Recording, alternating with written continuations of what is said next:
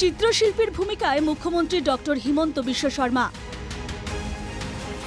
তুলি হাতে নিয়ে পদ্মফুলের ছবি আঁকলেন মুখ্যমন্ত্রী। অসম জুড়ে বিজেপির প্রচার অভিযানের অংশ হিসেবে রাজ্যের নির্বাচন কেন্দ্র জালুকবাড়ির আমিনগাঁওয়ে পদ্মফুলের ছবি আঁকা কর্মসূচির সূচনা করলেন মুখ্যমন্ত্রী ডক্টর হিমন্ত বিশ্ব শর্মা। সেই প্ৰচাৰ অভিযান আমি আৰম্ভ কৰিছোঁ দুটা পদুম আঁকি। আজি মই এটা ৱালত পদুম আঁকিছোঁ। ৰাজ্যিক সভাপতি ভৱেশ কলিতা ডাঙৰীয়াও এটা পদুম আঁকিছে আৰু ইয়াৰ পিছত আমি লোকসভাৰ ফিৰছে একবাৰ মোদী চৰকাৰ আকৌ এবাৰ মোদী চৰকাৰ এই শ্লোগানেৰে বা এই প্ৰতিধ্বনি আমি সমগ্ৰ অসমতে কৰিবলৈ চেষ্টা কৰিম। 20 জানুয়ারি গুয়াহাটি আসছেন স্বরাষ্ট্রমন্ত্রী অমিত শাহ। 3টি সরকারি কর্মসূচিতে অংশ নেবেন স্বরাষ্ট্রমন্ত্রী। মুখ্যমন্ত্রীর সঙ্গে ছিলেন সেচ মন্ত্রী পীযূষ হাজরিকাও।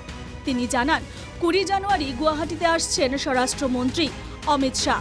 3টি সরকারি কর্মসূচিতে তাঁর অংশ নেবার কথা। স্বরাষ্ট্রমন্ত্রীকে স্বাগত জানাতে প্রস্তুতির জন্য একটি বিশেষ বৈঠক অনুষ্ঠিত হয়। মুখ্যমন্ত্রীর উপস্থিতিতে অনুষ্ঠিত বৈঠকে অংশ নেন কয়েকজন মন্ত্রী, বিধায়ক, সাংসদ। বিজেপির প্রায় 60,000 কর্মী অভ্যর্থনা জানাবেন শাহকে। বজালিৰ বিধায়ক তথা মন্ত্ৰী ডাঙৰীয়া আছিলে আৰু আমাৰ চিপাঝাৰৰ বিধায়ক, এইখিনি অঞ্চলৰ বিধায়কসকল আৰু মন্ত্ৰীসকল আৰু আমাৰ দলৰ সভাপতি আৰু কাৰ্যকৰ্তাসকল উপস্থিত আছিলে।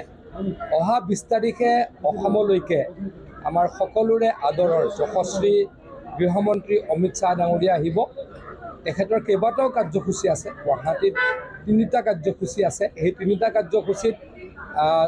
কাৰ্যসূচী আচলতে চৰকাৰী কাৰ্যসূচী।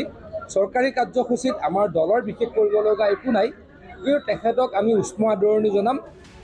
এদিনের বৈঠকের আগে আমিনগাঁওয়ে নবনির্মিত অতিথিশালা পরিদর্শন করেন মুখ্যমন্ত্রী। Bureau report, NKTV Bangla.